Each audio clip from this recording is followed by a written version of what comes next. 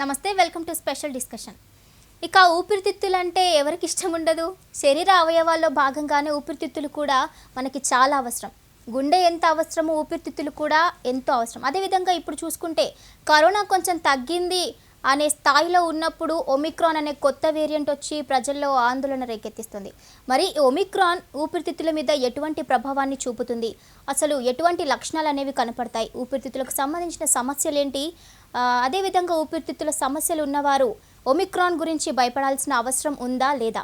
దీని గురించి పూర్తిగా చెప్పడానికి మనతో పాటు చర్చలో పాల్గొనడానికి స్టూడియోలో రెడీగా ఉన్నారు డాక్టర్ బి మురళీమోహన్ గారు, senior international pulmonologist, rush hospital, Kompally.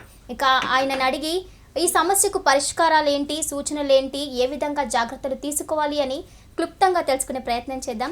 నమస్తే సార్. నమస్తే అండి sir. Welcome to the show. First of all sir చెప్పండి, ఊపిరితిత్తుల సమస్యలు ఉంటూనే ఉంటాయి, చాలామంది భయపడుతూ ఉంటారు. అదేవిధంగా ఇప్పుడు మనం చూసుకుంటే ఒమిక్రాన్ అనే కొత్త వేరియంట్ వచ్చింది.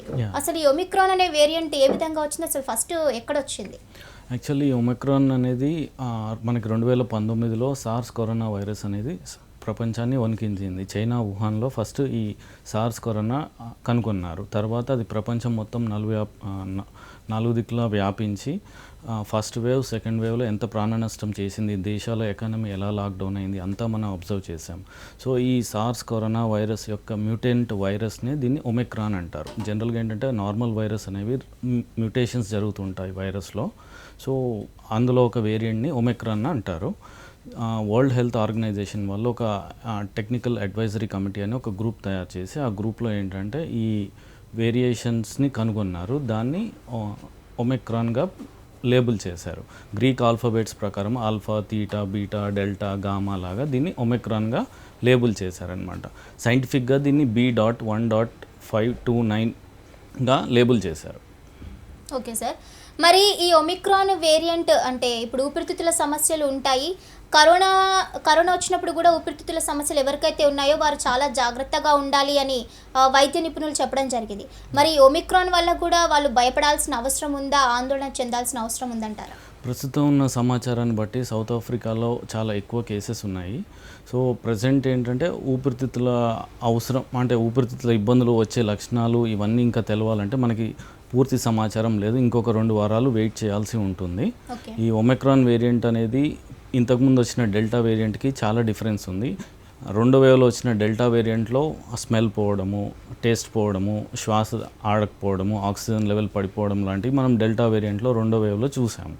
బట్ ప్రజెంట్ ఉన్న సమాచారాన్ని బట్టి, సిచ్యువేషన్ బట్టి ఏంటంటే ఈ ఒమిక్రాన్ వేరియంట్ ఇంత ప్రాబ్లం అయితే ఇప్పటికీ క్రియేట్ అవ్వలేదు. ముందు కూడా అయ్యే ఛాన్సెస్ తక్కువ అని నిపుణులు చెప్తున్నారు. ఇంకొక 2 వారాలు పూర్తిగా వెయిట్ చేస్తేనే మనకి ఫర్దర్గా ఇన్ఫర్మేషన్ క్లియర్గా వస్తుంది. బట్ ఈ ఒమిక్రాన్ వేరియంట్ ఏంటంటే ప్రపంచం మొత్తం నలుమూలలా పాకిపోయింది ఇప్పటికే. సౌత్ ఆఫ్రికాలో నవంబర్ మొదటి వారంలో చాలా ఎక్కువ కేసెస్ నమోదయ్యాయి. సో అప్పటి వరకు డెల్టా వేరియంట్ అన్ని దేశాల్లో డెల్టా వేరియంట్ గురించి ఆలోచిస్తూ ఉన్నారు. సడన్గా సౌత్ ఆఫ్రికాలో నవంబర్ మొదటి వారం, 2వ వారంలో కేసెస్ ఎక్కువ అయ్యేసరికి ఈ కేసెస్ని స్టడీ చేశారు. స్టడీ చేసిన తర్వాత నవంబర్ 24న ప్రపంచ ఆరోగ్య సంస్థ టెక్నికల్ అడ్వైజరీ గ్రూప్ వాళ్ళు ఇది ఒక కొత్త వేరియంట్లా ఉందని కనుక్కొని దానికి ఒమిక్రాన్గా లేబుల్ చేశారు. ఓకే. అదేవిధంగా మీరు ఇప్పుడు చెప్పినట్టు డెల్టా వేరియంట్ అత్యంత ప్రమాదకరమని కూడా అప్పట్లో చెప్పడం జరిగింది. మరి ఇప్పుడు కేంద్రం ఏం చెప్తుందంటే అంటే డెల్టా వేరియంట్ కంటే కూడా ఒమిక్రాన్ అత్యంత ప్రమాదకరమైనది ఏమీ కాదు, ప్రజలు భయపడాల్సిన అవసరం లేదని మొన్న వెలువడించడం జరిగింది కేంద్రం కూడా. సో అది నిజమేనా? అంటే ప్రస్తుతం ఉన్న సమాచారాన్ని బట్టి మనకి ఇంకొక 2 వారాలు అయితే పూర్తి సమాచారం అందే ఛాన్స్ ఉన్నది. ప్రజెంట్ అయితే సౌత్ ఆఫ్రికాలో ఉన్న పేషెంట్స్ కానీ ఎక్కువ నెంబర్ ఆఫ్ కేసెస్ ఉన్న సౌత్ ఆఫ్రికాలో మాత్రం హాస్పిటల్ అడ్మిషన్స్ అంతగా లేవు. ఆక్సిజన్ లెవెల్స్ పడిపోవడం కానీ, స్మెల్ కానీ ఇటువంటి సిమ్టమ్స్ అయితే ఏమీ లేవు. డెత్స్ కూడా మనకి ఇంతవరకు అయితే ఒమిక్రాన్ వల్ల డెత్స్ రిపోర్ట్ అయితే ఎక్కడా దాఖలాలు లేవు. ఓకే. అదేవిధంగా ఇప్పుడు 2 డోసులు తీసుకున్న వాళ్ళకు కూడా ఒమిక్రాన్ సోకుతుంది అని మనం చూడడం జరుగుతుంది, నిజమేనా? అంటే ఒమిక్రాన్ వ్యాక్సిన్ తీసుకున్న వాళ్ళకి కానీ, వ్యాక్సిన్ తీసుకోని వాళ్ళకి కానీ, కరోనా వచ్చిపోయిన వాళ్ళకి కానీ, కరోనా రాని వాళ్ళకి కూడా ఎవరికైనా వచ్చే ఛాన్స్ ఉంటుంది. ఎందుకంటే ఈ ఒమిక్రాన్ అనేది బ్రేక్ ఈవెన్ ఇన్ఫెక్షన్స్ అంటారు. ఈవెన్ వ్యాక్సిన్ తీసుకున్న తర్వాత కూడా కరోనా వచ్చే ఛాన్స్ ఉంటుంది, ఒమైక్రాన్ ఎఫెక్ట్. కాకపోతే ఏంటంటే వ్యాక్సిన్ తీసుకుంటే ఉపయోగం ఏంటంటే డిసీజ్ సివియారిటీ కానీ, హాస్పిటల్ అడ్మిషన్స్ కానీ, ట్రాన్స్మిషన్ కానీ ఇవన్నీ నివారించవచ్చు. అందుకే government vaccination is a must for everyone అని చెప్తున్నారు. ఇప్పటివరకు అయితే ఎవరు వ్యాక్సిన్ తీసుకోలేదో, లేదా ఎవరైతే ఫస్ట్ డోస్ వ్యాక్సిన్ తీసుకున్నారో వాళ్ళు సెకండ్ డోస్కి వెళ్ళండి, ఫస్ట్ డోస్ తీసుకుని వాళ్ళు ఫస్ట్ డోస్ తీసుకోండి ఇమ్మీడియట్గా. సో దట్ ఏంటంటే మీ భవిష్యత్తు, మీ పిల్లల భవిష్యత్తు, మీ ఫ్యామిలీ భవిష్యత్తు అందరిది మంచిగా ఉండాలని కోరుకుంటున్నాను. సో అదేవిధంగా సౌత్ ఆఫ్రికాలో ఈ ఒమిక్రాన్ అనేది వెలుగు చూసింది అన్నారు. సౌత్ ఆఫ్రికాతో పాటు ఇంకా ఎన్ని దేశాల్లో ఒమిక్రాన్ అనేది వెలుగు చూసింది? మన దేశ పరిస్థితి ఏంటి? సౌత్ ఆఫ్రికాతో పాటు ఇప్పటివరకు ప్రపంచంలో 47 దేశాలకి ఇది వ్యాప్తి చెందింది. ప్రస్తుతం మన దేశంలో దాదాపు 23 కేసెస్ నమోదైనవి. అందులో ఎక్కువగా మహారాష్ట్ర, రాజస్థాన్లో ఉన్నాయి. మహారాష్ట్రలో దాదాపు 10 కేసెస్ ఉన్నాయి. జనరల్గా ఏంటంటే ఎక్కడైతే సౌత్ ఆఫ్రికా నుంచి ట్రావెల్ చేసి వస్తున్నారో వాళ్ళని ఐసోలేట్ చేయడం జరుగుతుంది, క్వారంటైన్ చేసి వాళ్ళకి ఆర్టీపీసీఆర్ టెస్ట్ చేసి తర్వాత జీనోమ్ సీక్వెన్సింగ్ లాగా ఈ ఒమైక్రాన్ని కనుగొంటున్నారు. ప్రస్తుతం ఇప్పటివరకు అయితే మహారాష్ట్రలో ఎక్కువ ఉన్నాయి. ఇంకా తెలంగాణలో ఇప్పటివరకు అయితే నమోదు కాలేదు, ఆంధ్ర తెలంగాణలో. ఓకే, మరి ఇప్పుడు కరోనా థర్డ్ వేవ్ ఏదైతే ముంచుకొస్తుంది అది ఎక్కువగా చిన్నపిల్లలకి సోకుతుంది అని మనం విన్నాం. మరి ఈ ఒమిక్రాన్ అనేది ఏ వయసు వారికి సోకుతుంది అని మనం పరిగణించవచ్చు? ఈ ఒమిక్రాన్ అనేది వయసుతో సంబంధం లేదు. ఇప్పుడు ప్రజెంట్ ఉన్న సమాచారాన్ని బట్టి సౌత్ ఆఫ్రికాలో చాలా యంగ్ పేషెంట్స్ 30-40 ఇయర్స్ వాళ్ళకి ఎక్కువగా వస్తుంది. కాకపోతే ఏంటంటే ముసలి వాళ్ళకి కానీ, బీపీ, షుగర్, థైరాయిడ్ ఉన్న వాళ్ళకి కానీ ఒమిక్రాన్ వస్తే వాళ్ళ పరిస్థితి ఎలా ఉంటుంది అనేది ఇంకా పూర్తి సమాచారం లేదు. ప్రజెంట్ అమెరికాలో ఏంటంటే ఈ CDC గైడ్లైన్స్ అంటారు, సెంటర్ ఫర్ డిసీజ్ కంట్రోల్ అని, వాళ్ళు ఏం చేశారంటే 5 సంవత్సరాల పిల్లలు దాటిన వాళ్ళందరికీ వ్యాక్సినేషన్ ప్లస్ ఎవరైతే వ్యాక్సిన్ తీసుకున్నారో వాళ్ళకి బూస్టర్ డోస్ కూడా అడ్వైస్ చేస్తున్నారు. సో దట్ ఈ ఒమిక్రాన్ని నివారించవచ్చు అని. సో ఈ వ్యాక్సినేషన్ ఏంటంటే ఈ ఒమిక్రాన్తో పాటు కరోనా వైరస్ అన్ని రకాల మ్యూటెంట్స్కి పనిచేస్తుందని నమ్మకం. అదేవిధంగా కరోనా లక్షణాలు ఒమిక్రాన్ లక్షణాలు ఒకటే విధంగా ఉంటాయా? కరోనా లక్షణాలు, ఒమిక్రాన్ లక్షణాలు, కరోనా లక్షణాలు ఇంతకుముందు వచ్చిన ఫస్ట్ వేవ్, సెకండ్ వేవ్లో లక్షణాలు అంటే మనకి జ్వరము, దగ్గు, ఆయాసం, స్మెల్ పోవడం, టేస్ట్ పోవడం లాంటి లక్షణాలు కామన్గా చూస్తుండే వాళ్ళము. ఎవరికైతే ఆక్సిజన్ అందదో వాళ్ళు ఎమర్జెన్సీ హాస్పిటల్కి వచ్చి అడ్మిషన్ అయ్యి ఐసీయూలో ఉండి వెంటిలేటర్ దాకా వెళ్ళిన వాళ్ళు ఉన్నారు. బట్ ప్రజెంట్ ఉన్న ఒమిక్రాన్ లక్షణాలు మాత్రం extreme weakness, most important symptom ఏంటంటే ఎక్స్ట్రీమ్ వీక్నెస్ ఉంటుంది. ప్లస్ ట్రావెల్ హిస్టరీ ఉన్న వాళ్ళు జ్వరము, దగ్గు లాంటివి ఉంటాయి. అటువంటి వారికి ఏంటంటే ఐసోలేట్ చేసి కరోనా ఒమిక్రాన్ డయాగ్నోస్ చేస్తారు.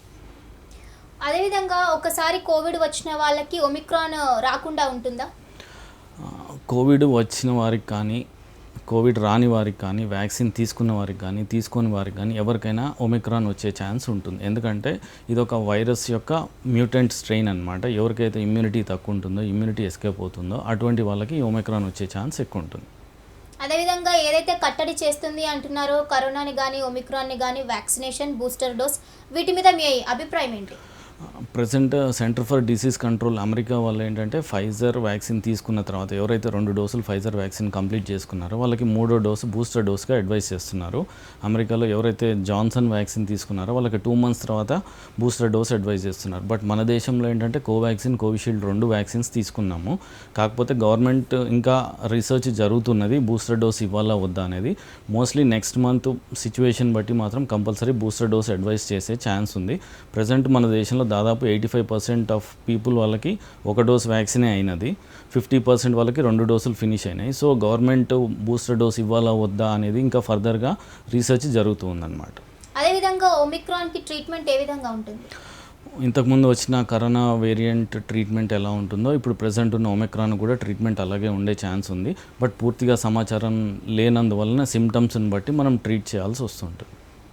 అదేవిధంగా ఇప్పుడు ఒమిక్రాన్ ఏదైతే ఉందో వ్యాధి అందరికీ వ్యాపిస్తూ ఉంది. అదే కరోనా కంటే కూడా వేగంగా ఒమిక్రాన్ అనేది వ్యాప్తి చెందుతుంది అని మనం వింటున్నాం. మరి దీనికి గల చికిత్సలు ఏ విధంగా ఉన్నాయి? మీ హాస్పిటల్లో ఎటువంటి చికిత్సలు అందుబాటులో ఉన్నాయి? ప్రజెంట్ ఈ ఒమిక్రాన్ అనేది దాదాపు ఒక వారం రోజుల్లో 6 ఖండాలకి స్ప్రెడ్ అయినదన్నమాట. ర్యాపిడిటీ అంటే ట్రాన్స్మిషన్ రేట్ చాలా ఎక్కువగా ఉన్నది. బట్ సివియారిటీ ఆఫ్ సిమ్టమ్స్ అనేవి తక్కువ ఉన్నాయి. ప్రజెంట్ సౌత్ ఆఫ్రికాలో ఉన్న సమాచారాన్ని బట్టి అయితే హాస్పిటల్స్ కానీ, బెడ్స్ కానీ అన్నీ రెడీ చేస్తున్నారు. పేషెంట్స్ అయితే అడ్మిట్ అవుతున్నారు. బట్ ఇంతవరకు అయితే డెత్స్ కానీ, సివియారిటీ ఆఫ్ సిమ్టమ్స్ కానీ, వెంటిలేటర్స్ కానీ దాఖలాలు డేటా అయితే లేదు. సో మా హాస్పిటల్ ఏంటంటే ఆక్సిజన్ బెడ్స్ అన్నీ అవైలబుల్ ఉన్నాయి. With PPE kits, mask, sanitization, everything పకడ్బందీగా మా హాస్పిటల్లో జరుగుతున్నది. అదేవిధంగా కరోనాకి చాలామంది భయపడుతున్నారు, లంగ్స్ మీద కూడా ఇది చాలా ప్రభావం చూపుతుంది అనే అపోహ అనాలా, లేదా అది వాస్తవమే అని కూడా మనం చెప్పలేము. కానీ వీటికి అంటే వీటి మీద మీ అభిప్రాయం ఏంటి? వాస్తవమే అంటారా, లేదా ఒక అపోహలాగా తీసుకోవచ్చా? అంటే యాక్చువల్ ఏంటంటే ఫస్ట్ వేవ్లో మనకి కోవిడ్ ఊపిరితిత్తుల మీద ఎఫెక్ట్ చూపించింది. సెకండ్ వేవ్లో ఎఫెక్ట్ చాలా ఎక్కువగా చూపించింది డెల్టా వేరియంట్ అనేది ఒక కరోనా యొక్క వేరియంట్ అనమాట. అందులో ఏంటంటే మనకి చాలా తక్కువ రకాల మ్యూటేషన్స్ ఉన్నాయి. బట్ ఈ ఒమిక్రాన్ వేరియంట్లో ఏంటంటే దాదాపు 50 రకాల మ్యూటేషన్స్ ఉన్నాయి. అందులో స్పైక్ ప్రోటీన్ అనేది ఉంటుంది. ఆ స్పైక్ ప్రోటీన్లో దాదాపు 30 రకాల మ్యూటేషన్స్ ఉన్నాయి. ఈ 30 రకాల మ్యూటేషన్స్ ముందు ఎలా మారుతాయి, సివియారిటీ ఎలా ఉంటుంది అనేది వేచి చూడాల్సి వస్తుంది. మనం ఇచ్చే వ్యాక్సిన్స్ కానీ, చాలామంది ప్లాస్మా తీసుకున్నారు సెకండ్ వేవ్లో డెల్టా వేరియంట్లో. సో అటువంటి వాళ్ళకి ఈ ఒమిక్రాన్ ఎలా ఎఫెక్ట్ చేస్తుంది అనేది తెలవాలంటే మనకు ఫర్దర్గా డేటా రావాలి. డెల్టా వేరియంట్ అనేది దాదాపు ఒక 10 రకాల మ్యూటేషన్సే ఉన్నాయి. అందులో ఒమిక్రాన్లో 50 రకాల మ్యూటేషన్స్ ఉన్నాయి. బట్ 10 రకాల మ్యూటేషన్స్ ఉన్నా కూడా డెల్టా వేరియంట్ ఎంతమంది ప్రాణాలు బలి తీసుకున్నదో మనందరం చూసాం. కాకపోతే ఏంటంటే ఈ ఒమిక్రాన్ వేరియంట్లో 50 రకాల మ్యూటేషన్స్ ఉన్నాయి. అందులో స్పైక్ ప్రోటీన్లో 30 మ్యూటేషన్స్ ఉండేసరికి ఏ విధంగా దారి తీస్తుంది అనేది మనం వేచి చూడాల్సి వస్తుంది. ఒమిక్రాన్కి డెల్టాకి తేడా ఏంటి? ఒమిక్రాన్ వేరియంట్లో దాదాపు 50 రకాల మ్యూటేషన్స్ ఉన్నాయి. స్పైక్ ప్రోటీన్లో దాదాపు 30 రకాల మ్యూటేషన్స్ ఉన్నాయి. అందులో 26 రకాలు నార్మల్ మ్యూటేషన్స్, 3 డిలీషన్స్ ఉన్నాయి, 1 ఇన్సర్షన్ ఉన్నది. సో ఈ ఇన్సర్షన్స్, డిలీషన్స్ అనేవి జరగటం వల్ల వైరస్ సివియర్గా మారే అవకాశం ఉన్నది. సో మన దేశంలో ప్రజెంట్ ఉన్న సిచ్యువేషన్లో ICMR Indian council of medical research వాళ్ళు ఏంటంటే రేపు జనవరి, ఫిబ్రవరి వచ్చేసరికి మన దేశంలో కూడా చాలామందికి ఈ ఒమిక్రాన్ సోకి ఉంటుందని అంచనా వేస్తున్నారు. సివియారిటీ ఆఫ్ సిమ్టమ్స్ కనుక లేకపోతే జూన్, జూలై వరకు తగ్గిపోయే ఛాన్స్ ఉంటుందని అంచనా వేస్తున్నారు. ఒకవేళ కనుక ఏమన్నా విరులెంట్ స్ట్రెయిన్ అంటే సిమ్టమ్స్ బాగా ఎక్కువయ్యి ఊపిరితిత్తులు కనుక డ్యామేజ్ అయిన వాళ్ళు ఉంటే కనుక ఇది ఇంకా సాగిపోయే ఛాన్స్ ఉన్నది. ఒమిక్రాన్ వ్యాధి మన శరీరంలోని ఏ అవయవాల మీద ఎక్కువగా ప్రభావం చూపే అవకాశం ఉంది? ఎక్కువ శాతం అయితే ప్రజెంట్ ఊపిరితిత్తులని సస్పెక్ట్ చేస్తున్నారు. బట్ ప్రజెంట్ ఉన్న సమాచారాన్ని బట్టి మాత్రం ఊపిరితిత్తులు అంత ఎఫెక్ట్ అయితే లేదు. ఓన్లీ జలుబు, దగ్గు, వీక్నెస్ లాంటి సిమ్టమ్స్తోనే పేషెంట్లు అడ్మిట్ అవుతున్నారు సౌత్ ఆఫ్రికాలో. Okay sir. అదేవిధంగా ఊపిరితిత్తుల సమస్యలు ఇదివరకే ఉండి చాలామంది ప్రజలు బాధపడుతూ ఉంటారు. మరి వాళ్ళు ఒమిక్రాన్ బారిన పడకుండా ఎటువంటి జాగ్రత్తలు తీసుకోవాలి? జనరల్గా ఏంటంటే స్మోకింగ్ చేసేవాళ్ళు కానీ, అంటే పొల్యూషన్లో ఎక్కువ పని చేసేవాళ్ళు కానీ, ఫ్యాక్టరీస్లో పని చేసేవాళ్ళు కానీ, ఇటువంటి వాళ్ళకి ఏంటంటే నార్మల్గానే ఊపిరితిత్తుల జబ్బులు ఎక్కువ వచ్చే ఛాన్సెస్ ఉంటాయి. అటువంటి వాళ్ళకి ఒమిక్రాన్ లాంటిది ఎఫెక్ట్ అయిందనుకోండి, ఫ్యూచర్లో సిమ్టమ్స్ కానీ లేకపోతే ప్రోగ్నోసిస్ చాలా బ్యాడ్గా ఉండే ఛాన్స్ ఉంది. But present situation South Africa health department వాళ్ళు ఇచ్చిన బులెటిన్ బట్టి కానీ, మా friends, colleagues who are working in South Africa అని వాళ్ళ ఇన్ఫర్మేషన్ బట్టి ఏంటంటే present 30 to 40 years young patients ఎక్కువగా ఈ ఒమిక్రాన్తో సఫర్ అవుతున్నారు. బట్ సిమ్టమ్స్ మాత్రం చాలా మైల్డ్గా ఉన్నాయి. Old patients with occupational lung problems ఉన్న వాళ్ళ డేటా ఇంకా ఫర్దర్గా రావాల్సి ఉంది. సో అదేవిధంగా కోవాక్సిన్ టీకా ఏదైతే ఉందో అది ఒమిక్రాన్ మీద ఎక్కువగా ప్రభావం చూపుతుంది కోవిషీల్డ్ కంటే కూడా అని మొన్న జరిగిన ఒక పరిశోధనలో వెలువడించడం జరిగింది. ఇది నిజమేనా? కోవాక్సిన్, కోవిషీల్డ్ అనేవి 2 డిఫరెంట్ వ్యాక్సిన్స్ అండి. కోవాక్సిన్ అనేది it's a killed virus vaccine. So Covaxin, Covishield ఏది ఎక్కువ పనిచేస్తుంది అనేది చెప్పడం కష్టం, ఎందుకంటే డేటా అనేది ఇంకా రాలేదు. ఇంకొకటి ఏంటంటే ఈ వ్యాక్సిన్ బ్రేక్ ఈవెన్ ఇన్ఫెక్షన్స్ అంటారు. బ్రేక్ ఈవెన్ ఇన్ఫెక్షన్స్ అంటే ఈవెన్ వ్యాక్సిన్ తీసుకున్న తర్వాత కూడా పేషెంట్కి ఒమిక్రాన్ ఎఫెక్ట్ అయ్యే ఛాన్స్ ఎక్కువ ఉందన్నమాట. సో ఏ వ్యాక్సిన్ ఎక్కువ పనిచేస్తుంది ఏంటి అనేది చెప్పడం కొద్దిగా కష్టం అనమాట. మనమైతే ఫర్దర్గా ఇంకా డీటెయిల్స్ వస్తే పేపర్స్ ప్రజెంటేషన్ అవుతుంది, దెన్ వీ కెన్ చెప్పడం జరుగుతుంది విచ్ ఈజ్ బెటర్ అనేది. అదేవిధంగా కోవిడ్ సోకిన వాళ్ళకి వారం రోజుల్లో, ఇంతకుముందు 14 రోజుల తర్వాత లక్షణాలు అనేవి బయటపడతాయి అని అనేవారు. మరి ఒమిక్రాన్ సోకిన వారికి ఎన్ని రోజుల తర్వాత లక్షణాలు అనేవి మనకు కనిపిస్తాయి? ఈ ఒమిక్రాన్ సోకిన వాళ్ళకు కూడా సేమ్ కోవిడ్ లక్షణాలలాగానే ఉంటాయి, సేమ్ 2 వారాలు ఇక్కడ కూడా. బట్ ఏంటంటే నవంబర్ 24 WHO గైడ్లైన్స్ బట్టి వాళ్ళు ఈ ఒమిక్రాన్ని డయాగ్నోస్ చేశారు. సో 24 నుంచి అంటే దాదాపు ఇంకా 2 వారాలు కూడా పూర్తిగా అవ్వలేదు WHO ఎప్పుడైతే లేబుల్ చేసిందో ఈ ఒమిక్రాన్ని. సో అటువంటి పేషెంట్లను అడ్మిట్ చేసి వాళ్ళందరికీ ఇంకా 2 వారాలు కంప్లీట్ అవ్వలేదు. సో ఫర్దర్గా డీటెయిల్స్, ఇన్ఫర్మేషన్ వస్తే దాన్ని బట్టి మనం డిసైడ్ చేస్తాం అనమాట. ఒమిక్రాన్ ఎవరికైతే సోకుతుందో వారు ఎటువంటి ఆహార పదార్థాలను ఎక్కువ తీసుకోవాలి? జనరల్గా ఏంటంటే ఇమ్యూన్ బూస్టర్స్ అంటారు, అంటే డ్రై ఫ్రూట్స్ లాంటివి, ప్రోటీన్ డైట్ కానీ ఇవి ఎక్కువ తీసుకున్నారనుకోండి ఇమ్యూనిటీ పెరిగే ఛాన్స్ ఎక్కువ ఉంటుందన్నమాట. సో అటువంటి వారికి ఏంటంటే విటమిన్ C, D3, కాల్షియం లాంటివి ఎక్కువ అవసరం పడుతుందన్నమాట. అదేవిధంగా మాంసాహార పదార్థాలు ఎలాంటివి తీసుకోవాలి? చికెన్ లాంటివి తీసుకోవచ్చండి, నో ప్రాబ్లం. ప్రోటీన్ రిచ్ ఉన్న ఫుడ్ ఏదైనా తీసుకోవచ్చండి. ఓకే. సో ఈ విధంగా చూసుకుంటే ఒమిక్రాన్కి డెల్టాకి మధ్య తేడాలు మనం డాక్టర్ గారు చెప్పడం జరిగింది. అదేవిధంగా డెల్టాకి భయపడి ఏ విధంగా అయితే భయపడ్డారో కానీ ఒమిక్రాన్కి అంతగా భయపడాల్సిన అవసరం లేదు అని చెప్తున్నారు. అదేవిధంగా వీటికి తీసుకోవాల్సిన జాగ్రత్తలు ఏంటంటారు? సేమ్ డెల్టా వేరియస్కి ఏవైతే ప్రికాషన్స్ తీసుకున్నామో ఒమిక్రాన్ కూడా సేమ్ ప్రికాషన్స్ తీసుకోవాలి. Sanitization, mask and social distancing, ఈ మూడిటితో పాటు vaccination is a must for everyone. Delta variant వచ్చినప్పుడు మన దగ్గర వ్యాక్సినేషన్ అంతగా లేదనమాట. సో అప్పుడు మనకు only social distancing, mask, sanitization మేజర్గా గవర్నమెంట్ కానీ ఇవన్నీ కాన్సన్ట్రేట్ చేసింది. బట్ ఇప్పుడు మనకి వ్యాక్సిన్స్ ఫ్రీగా అవైలబుల్ ఉన్నాయి కాబట్టి compulsory vaccination is a must. ఎవరైతే 2 డోసులు అయిపోయాయో వాళ్ళు ఒకసారి యాంటీబాడీస్ చెక్ చేసుకొని, యాంటీబాడీస్ కనుక తగ్గినాయి లేదా యాంటీబాడీస్ లేవనుకోండి, అటువంటి వాళ్ళు కంపల్సరీ బూస్టర్ డోస్ తీసుకుంటే ఉపయోగం ఉండే ఛాన్స్ చాలా ఎక్కువ ఉన్నది. సో అదేవిధంగా సార్ మీరు సీనియర్ పల్మనాలజిస్ట్, అదేవిధంగా ఊపిరితిత్తుల గురించి చాలామంది బాధపడుతూ ఉంటారు. ఆ బాధపడే వారికి శాశ్వత పరిష్కారంగానో లేదా టెంపరీగానో ఉపశమనం కోసం ఏవైనా పరిష్కారాలు? ఫస్ట్ ఏంటంటే మగవాళ్ళు అయితే ఎవరికైతే స్మోకింగ్ హ్యాబిట్ ఉంటుందో వాళ్ళు కంపల్సరీ స్మోకింగ్ మానేసేయాలి. నెక్స్ట్ వాళ్ళు చేసే ఎన్విరాన్మెంట్, వర్కింగ్ ఎన్విరాన్మెంట్, ఇప్పుడు ఫ్యాక్టరీస్లో కానీ కోల్ మైన్స్లో కానీ వర్క్ చేసే వాళ్ళు ఉన్నారనుకోండి, వాళ్ళు డైలీ కోల్ కానీ డస్ట్ కానీ కాటన్ ఇండస్ట్రీస్లో పనిచేసే వాళ్ళకి ఏంటంటే ఎక్స్పోజర్ చాలా ఎక్కువ ఉంటుంది. అటువంటి వాళ్ళు ఏంటంటే మాస్క్ తీసుకొని మంత్లీ ఒక 1 వీక్ 2 డేస్ వీక్లీ హాలిడేస్ ఉంటాయి కదా, అవి తీసుకుంటే so that deposition of fine particles in the lungs అనేది చాలా తక్కువ ఉంటుంది. సో ఇటువంటి వారు ఏంటంటే లైఫ్ స్పాన్ కొంచెం ఎక్కువ ఉంటుంది అండ్ ఇన్ఫెక్షన్స్ కానీ ప్రాబ్లమ్స్, ఊపిరితిత్తులు క్యాన్సర్ లాంటివి వచ్చే ఛాన్సెస్ చాలా తక్కువ ఉంటాయి. అదేవిధంగా ఊపిరితిత్తులు హెల్తీగా ఉండడానికి ఏవైనా వ్యాయామాలు అలాంటివి ఏమైనా ఉన్నాయా? ప్రాణాయామం, యోగా లాంటివి అయితే చేసుకోవచ్చండి ఊపిరితిత్తులు హెల్తీగా ఉంచడానికి. బట్ ఏంటంటే ఇప్పుడు మనం ప్రజెంట్ ఉన్న సిచ్యువేషన్లో పొల్యూషన్ చాలా ఎక్కువగా ఉన్నది. సో మనకి ఫ్రెష్ ఎయిర్ అనేది ఉంటే కనుక రోజు ప్రాణాయామం ఒక 10 నిమిషాలు కనుక చేస్తే కనుక మన ఊపిరితిత్తులు హెల్తీగా ఉండే ఛాన్స్ ఎక్కువ ఉంటుంది. ఓకే. అదేవిధంగా చివరగా ఒక ప్రశ్నకి మీరు మాకు క్లుప్తంగా ఆన్సర్ ఇవ్వాలి. ఏంటంటే ఈ ఒమిక్రాన్ గురించి చాలామంది భయపడుతున్నారు. సేమ్ కరోనా ఏ విధంగా ఊపిరితిత్తుల మీద ఎక్కువగా ప్రభావం చూపుతుంది, వేరే వారితో అంటే సాధారణ వ్యక్తులతో పోల్చుకుంటే ఊపిరితిత్తుల సమస్యలు ఉన్నవారు ఎవరైతే ఉన్నారో కరోనా బారిన ఎక్కువగా పడే ఛాన్సెస్ ఉన్నాయని కూడా విన్నాం. మరి ఒమిక్రాన్ కూడా అదే విధంగా అంటే అంతలా భయపడాల్సిన అవసరం ఉందంటారా ఊపిరితిత్తుల సమస్యలు ఉన్నవాళ్ళు? ఊపిరితిత్తుల సమస్యలు ఉన్న వాళ్ళు కంపల్సరీ ఒమిక్రాన్ అని కాదు ఏ వైరల్ ఇన్ఫెక్షన్స్కైనా చాలా జాగ్రత్తగా ఉండాలి. అందుకే ఊపిరితిత్తుల ప్రాబ్లం ఉన్న వాళ్ళకి ఏంటంటే ఎవ్రీ ఇయర్ ఫ్లూ వ్యాక్సిన్ అని ఇస్తాము. ఇంకొకటి ఎవ్రీ 5 ఇయర్స్కి ఒకసారి న్యూమోకోకల్ వ్యాక్సిన్ అనేది ఇస్తాం. జనరల్గా 60 ఇయర్స్ అబోవ్ దాటిన వాళ్ళు with diabetes, hyper tension, smoking, COPD, asthma ఉన్న వాళ్ళకి ఏంటంటే ఎవ్రీ ఇయర్ ఫ్లూ వ్యాక్సిన్ ఇస్తాము. ఎవ్రీ 5 ఇయర్స్కి న్యూమోకోకల్ వ్యాక్సిన్ ఇస్తాము. సో అటువంటి వాళ్ళు ఏంటంటే ఈ ఒమిక్రాన్కి ఇంకా చాలా జాగ్రత్తగా ఉండాల్సి వస్తుంది అనమాట. లేదంటే వాళ్ళ ఊపిరితిత్తులు తొందరగా ఎఫెక్ట్ అయ్యి ఫ్యూచర్లో ప్రాబ్లమ్స్ ఎక్కువ అయ్యే ఛాన్స్ ఉంటుంది. బట్ డేటా అనేది మనకు సౌత్ ఆఫ్రికా నుంచి ప్రజెంట్ ఉన్న కొద్ది డేటాతోనే మనం అన్ని కంక్లూజన్స్కి రాలేము. So depending on the time will decide అనమాట. సార్ ఇంకొకటి ఏంటంటే ఆస్తమా చాలా మందిలో మనం చూస్తూ ఉంటాం. ఇప్పుడు 10 మెంబర్స్ ఉంటే వాళ్ళలో 5-6 మెంబర్స్కి ఆస్తమా ఆ ప్రాబ్లం అనేది ఉంటుంది.